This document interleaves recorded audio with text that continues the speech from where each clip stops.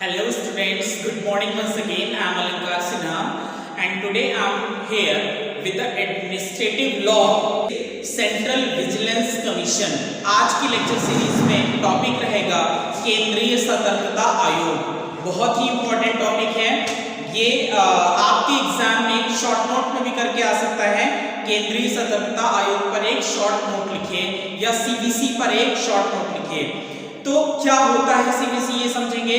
सरकारी कर्मचारियों में सीबीसी का पर्पस क्या है कि सरकारी कर्मचारियों में जो भ्रष्टाचार व्याप्त होता है उसे नियंत्रित करने के लिए संथानम कमेटी की संस्तुति पर 1964 में इस संस्था का गठन किया गया था। 1964 में संथानम कमेटी के रिकमेंडेशन पर, कमेटी का नाम क्या है, संथानम कमेटी, संथानम कमेटी के रिकमेंडेशन पर केंद्रीय सतर्कता आयोग सेंट्रल विजिलेंस कमीशन का गठन किया गया है। सेंट्रल विजिलेंस कमीशन में एक कमिश्नर होगा, सेंट्रल विजिलेंस कमिश्नर, और 2 वीसी होंगे यानी विजिलेंस कमिश्नर 2 होंगे, और ये पूरा एक टीम होगा। इनकी नियुक्ति कैसे होगी ये देख लेते हैं। तो central vigilance commissioner is appointed by the president, इनको प्रेसिडेंट अपॉइंट करता है on the recommendation of the selection committee, और सीबीसी को यानी सेंट्रल विजिलेंस कमिश्नर को अपॉइंट करने के लिए एक कमेटी होगी और उसका हेड कौन करेगा यानी उसका नेतृत्व प्रेसिडेंट महोदय करेंगे। प्राइम मिनिस्टर, उस कमेटी में कौन कौन होगा, प्राइम मिनिस्टर होंगे जो कि एज इट्स चेयरपर्सन होते हैं, एंड द होम मिनिस्टर होते हैं, and the leader of the opposition in the Lok Sabha. यानी कि जो चयन कमेटी होती है, चयन कमेटी में 3 लोग होते हैं। पहला आपका प्राइम मिनिस्टर, दूसरा होम मिनिस्टर, और तीसरा ऑपोजिशन पार्टी का जो ऑपोजिशन का लीडर होता है वो होता है यानी विपक्ष का नेता। इन तीनों के रिकमेंडेशन पर सीबीसी का अपॉइंटमेंट होता है और फाइनल अपॉइंटमेंट प्रेसिडेंट के द्वारा किया जाता है। सीबीसी का जो टेन्योर है यानी कितने वर्ष तक ये जॉब करेंगे, एक बार अपॉइंट होने पर ये 4 साल तक जॉब में रहते हैं, 4 इयर्स तक, या 65 की इयर्स तक, 65 साल की उम्र में रिटायर्ड हो जाते हैं। मान लीजिए किसी का सिलेक्शन हुआ 63 साल में, 63 का हुआ और वो सीबीसी बन गया, तो अब उसके पास जॉब का समय कितना रह गया, मात्र 2 साल, क्योंकि 63 से 64 और 65 2 साल में रिटायर्ड हो जाएगा। तो इस तरह से अगर कोई व्यक्ति 60 इयर्स में अपॉइंट होता है तो वो 64 में रिटायर्ड होगा, यानी 4 इयर्स या 65 इयर्स जो भी पहले आ जाए। अब हम बात करते हैं कि सेंट्रल विजिलेंस कमीशन, बहुत इसमें जो मेन चीजें थी आपने देख लिया है। इनका अपॉइंटमेंट कौन करता है, संथानम कमेटी के बेसिस पर सेंट्रल विजिलेंस कमीशन आया। अब हम देखते हैं कार्यवाही हेतु आयोग को निम्न प्रकार के मामले सौंपे जाते हैं, यानी कि इनका पहले वर्क देखते हैं कि इनका काम क्या है। सेंट्रल विजिलेंस कमिश्नर का काम क्या होता है, तो केंद्रीय सतर्कता आयुक्त की नियुक्ति राष्ट्रपति के द्वारा होती है, हम पढ़ चुके हैं, समझ चुके हैं। उनकी सेवा की अवधि उसी प्रकार सुरक्षित होती है जैसे संघ लोक सेवा आयोग के सदस्यों की सेवा अवधि होती है। आयोग जन सेवकों के विरुद्ध, आयोग क्या करता है, आयोग जन सेवकों के विरुद्ध, जन सेवक का मतलब जो लोक ऑफिसर्स होते हैं, पब्लिक ऑफिसर्स होते हैं, इनके विरुद्ध भ्रष्टाचार, दुराचरण, बेईमानी तथा अन्य प्रकार के दुष्कृत्यों के बारे में शिकायतें सुनता है। कौन शिकायतें सुनता है, central vigilance commission. Central vigilance commission किसकी शिकायतें सुनता है, लोक ऑफिसर्स यानी पब्लिक ऑफिसर्स की शिकायतें सुनता है। किन किन मामलों में, तो इस पर आपने देखा किन किन मामलों में शिकायतें आने पर सुनता है, भ्रष्टाचार, दुराचरण, बेईमानी, ये इन आधार पर शिकायतें सुनता है।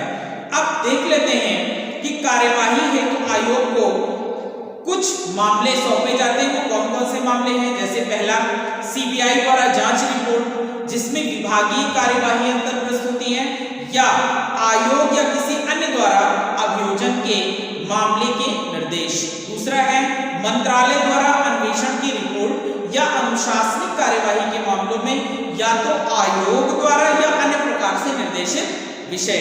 तीसरा है लोक उपक्रमों एवं संवैधानिक निगमों द्वारा सीधे प्राप्त मामले। तो इस तरह से सीबीसी के पास मामले पहुंचते हैं, यानी कि सीबीआई के रिपोर्ट के बिहाफ पे मामले पहुंचते हैं, मंत्रालय द्वारा जो अन्वेषण होता है, मिनिस्ट्री के द्वारा जो इन्वेस्टिगेशन होता है उस रिपोर्ट के माध्यम से मामले पहुंचते हैं, या फिर लोक उपक्रमों या संवैधानिक निगमों के द्वारा मामले सीबीसी तक पहुंचते हैं, सेंट्रल विजिलेंस कमीशन में पहुंचते हैं।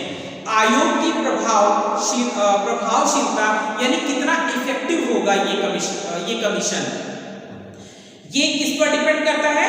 सरकार की नेक नियति पर डिपेंड करता है। यानी कि जाहिर सी बात है कि ये गृह मंत्रालय के अंडर में काम करता है, होम मिनिस्ट्री के अंडर में, सरकार के अंडर में काम करता है। तो आयोग की प्रभावशीलता सरकार की नेक नियति पर निर्भर करता है। आयोग के द्वारा 1982 की वार्षिक रिपोर्ट में यह उल्लेख किया गया कि 41 मामलों में सरकार ने दोषी प्रशासनिक अपराधियों की कड़ी सजा दिए जाने की आयोग की सिफारिश को स्वीकार नहीं किया। यानी कि आयोग ने अपनी रिपोर्ट बनाई और 41 मामलों में सरकार ने जो आरोपित थे, यानी जिनको दंड दिया जाना था उनको दंड न दे करके उनके दोषों को समायोजित कर लिया गया।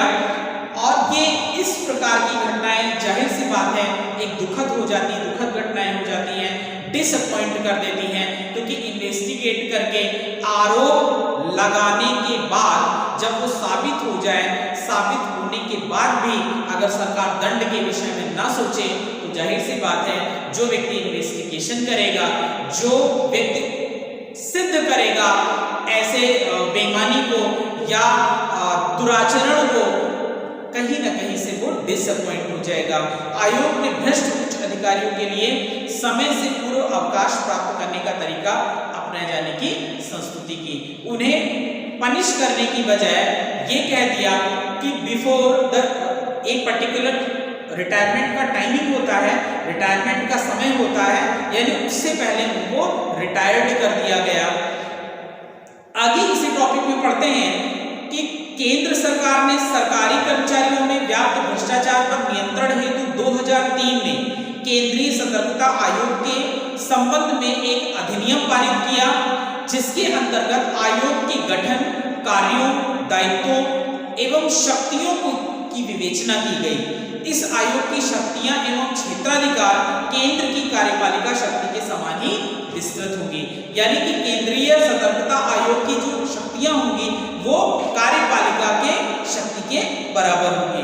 प्रस्तुत अधिनियम के अंतर्गत ऐसी संस्था केंद्रीय सतर्कता आयोग के नाम से जानी जाएगी और इस आयोग को गठित करने के लिए केंद्रीय सतर्कता आयुक्त के साथ 2 सतर्कता आयुक्त को भी नियुक्त किया जाएगा। तो अभी हमने स्टार्टिंग में ही बता दिया था कि एक तो सीबीसी होगा और 2 वीसी होंगे, यानी विजिलेंस कमिश्नर होंगे। एक चीफ विजिलेंस कमिश्नर होगा और 2 विजिलेंस कमिश्नर साथ में काम करने के लिए होंगे। आयोग के सदस्य के रूप में कार्य संपादित ये लोग करेंगे। इस आयोग के अध्यक्ष एवं सदस्यों की नियुक्ति ऐसे व्यक्तियों की होगी जो अखिल भारतीय सेवाओं में अथवा केंद्रीय सिविल सेवा में कार्य कर चुके हैं, यानी एक्सपीरियंस के बिहाफ पर होगा, अथवा कार्यरत हो और जिन्हें इन सेवाओं का विशेष अनुभव व ज्ञान भी हो तथा सतर्कता की नीति के मामलों में उन्हें विशेष जानकारी हो, तथा ये ऐसे व्यक्तियों को नियुक्त किया जा सकता है जो किसी निगम में कार्य कर चुके हों। जाहिर सी बात है कि वर्क एक्सपीरियंस के बिहाफ पर इन्हें अपॉइंटमेंट मिलेगा। इस पर एक बहुत इंपॉर्टेंट केस है, सेंटर फॉर PIL व अन्य बनाम भारत संघ।